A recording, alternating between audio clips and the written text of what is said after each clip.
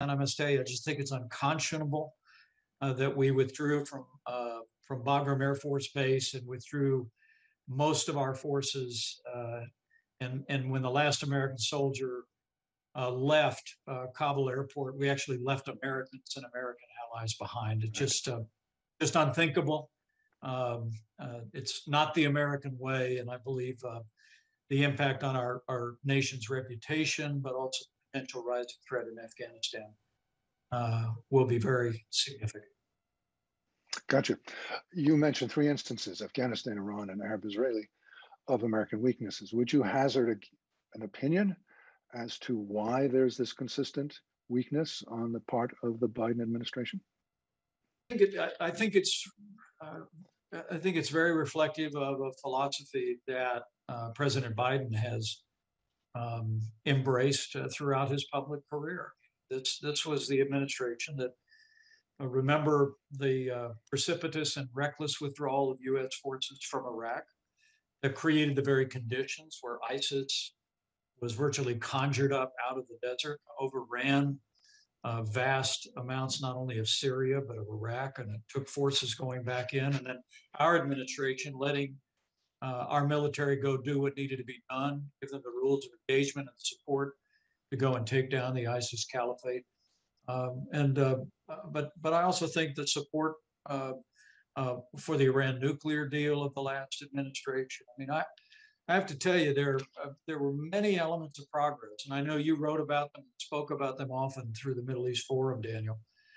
But in so many ways, President Trump and our administration changed the dynamics across the wider Arab world by standing first with Israel, by welcoming Arab allies to join with us to isolate Iran, and we isolated Iran as never before. And now this administration is going back to what wasn't working. They're going back to the very policies that had, when we came into office in 2017, the leading state sponsor of terrorism, Iran, was sowing violence all across the region. And that was why President Trump got on a plane, went to Riyadh, and called together leaders of Arab nations, and in concert with Israel, we worked to create new alliances. Ultimately, that came to fruition a year ago in the Abraham Accords. You mentioned a philosophy. Could I press you on what that philosophy is of the Biden administration and, by extension, the Obama administration?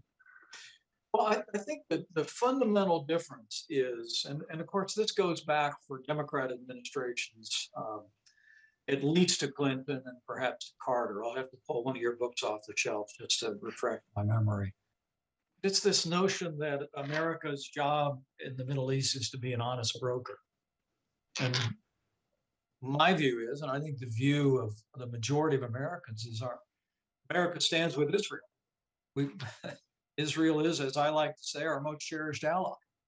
And it's been that uncertain message that I think has created the failed policies of the past. We were able to see a year ago this past week, two Arab nations normalize relations with Israel. I think for the first time in 3 decades, and that was because we began with an unapologetic stand with Israel, moving the American embassy to Jerusalem, recognizing the Golan Heights, standing shoulder to shoulder for Israel's security and prosperity, but also extending a hand to Arab nations around the region who would join us, not only in achieving peace in the region, but also in isolating Iran as it sowed violence across the region. But I do think it comes from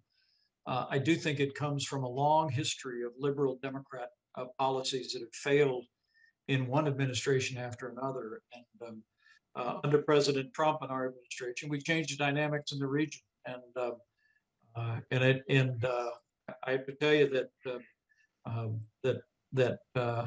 think those of us that cherish Israel, those of us that long for peace in the region and end to the threat of terrorist violence from places like Iran and elsewhere, should be very concerned.